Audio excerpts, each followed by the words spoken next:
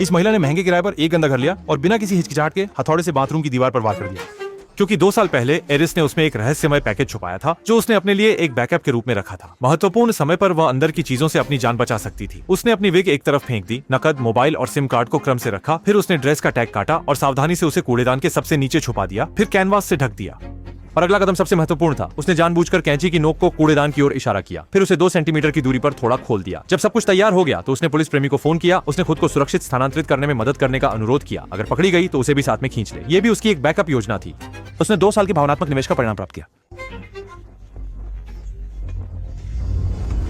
असल में उसे पकड़ने के लिए सशस्त्र पुलिस पहले ही अपार्टमेंट के नीचे पहुंच चुकी थी। वह जल्दी से कोट पहनकर कमांडो के घेरने से पहले ही पहली मंजिल पर पहुंच गई। उसने मुख्य दरवाजे से बाहर नहीं निकला, बल्कि जल्दी से सीढ़ियों के नीचे के छोटे गोदाम में घुस गई। समय का सही अंदाजा था, एक पल की देरी भी उसे खतरे में डाल सकती थी।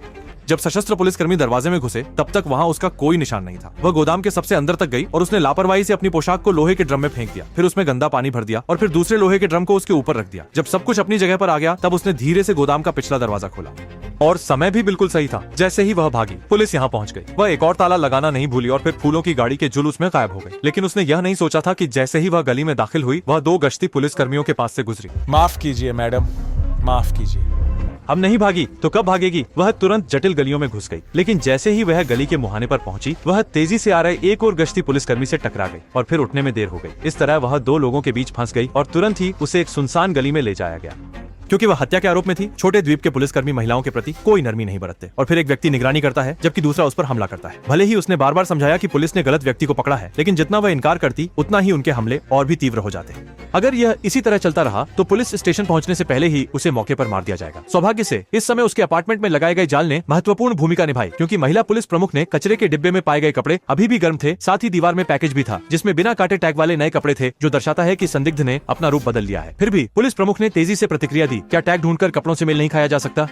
इसलिए तुरंत आदेश दिया कि मौके पर मौजूद सभी लोग खोज शुरू करें। ये एरिस के लिए जीवन रक्षक था। संयोग से महिला पुलिस प्रमुख ने भी असाधारण रूप से समय पर सहयोग किया, क्योंकि बारकोड स्कैन करने के बाद ये वही धब्बेदार पोशाक निकली जिसे उसने लोहे के ड्रम में फेंका था। इसलिए तुरंत रेडियो पर पहनावे की विशेषताओं की सूचना दी।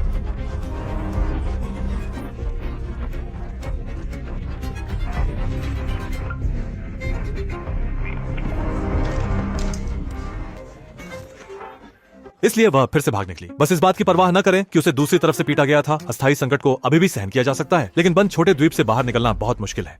असल में आज सुबह ही उसने जो नकली कार दुर्घटना का दृश्य बनाया था उसे पुलिस ने नियंत्रित कर लिया था। और कल रात जो इनाम के शिकारी मारे गए थे वे वास्तव में विशेष कार्रवाई विभाग के पुलिस थे। वो जल्दी से नाव लेकर निकलना चाहता था, लेकिन उसने पाया कि बंदरगाह पर पहले से ही सुरक्षा और जांच बढ़ा दी गई थी। इसलिए उसे अपनी प्रेमिका से मदद लेनी पड़ी।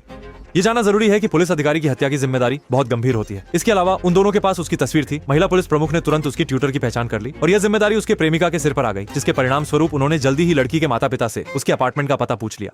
और इस समय उसे एक और समस्या की चिंता हो रही थी। उसने पाया कि उसके सभी बैंक खाते फ्रीज कर दिए गए हैं और उसे कैमरॉन की धमकी भरी ईमेल मिली है। अगर वह सीरियल नंबर को डिकोड नहीं कर सका और निष्क्रिय बड़ी कंप्यूटर को फिर से चालू नहीं कर सका तो एक हत्यारा सीधे उसका सिर उड़ा देगा और फिर उसे बाहर खींचकर जमीन पर घसीटेगा, जब तक कि वह इंसान जैसा ना दिखे और भूत जैसा ना दिखे।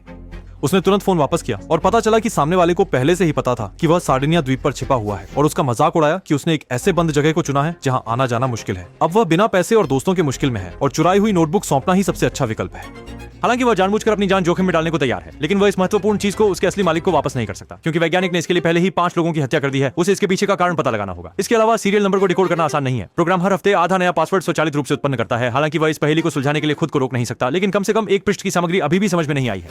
और वैज्ञानिक की नोटबुक में इस कंप्यूटर को, जिसे बड़ा आलू कहा जाता है, भगवान का विलाप के रूप में दर्ज किया गया है। शायद इसका मतलब है कि यह मानवता को नष्ट कर देगा। शायद वैज्ञानिक को पागल कर दिया गया। यह भी इस बड़े आलू के कारण है, इसलिए वह इसे आसानी से नहीं खोल सकता। इसे पुनः आरंभ करना पेंडोरा का बॉक्स खोलने के समान है। अब निवेशक धैर्य खो चुके हैं और कैमरून का इनाम भी आत्मरक्षा के लिए एक मजबूरी है। फिर वह अपनी प्रेमिका की सूचना पर भाग निकला। मजबूरी में उसने ट्यूटर की छोटी लड़की को फोन किया और वह तो निडरता से मदद करने के लिए तैयार हो गई। फिर अगले ही पल छोटी लड़की चुपचाप उसके समुद्र किनारे के छोटे घर में आ गई। दरवाजा बंद नहीं था और उसने देखा कि अलमारी का हैंडल चुंबकीय था। फिर फर्श के नीचे के तिजोरी को पासवर्ड से खोलने के बाद चुंबकीय हैंडल का काम शुरू होने वाला था।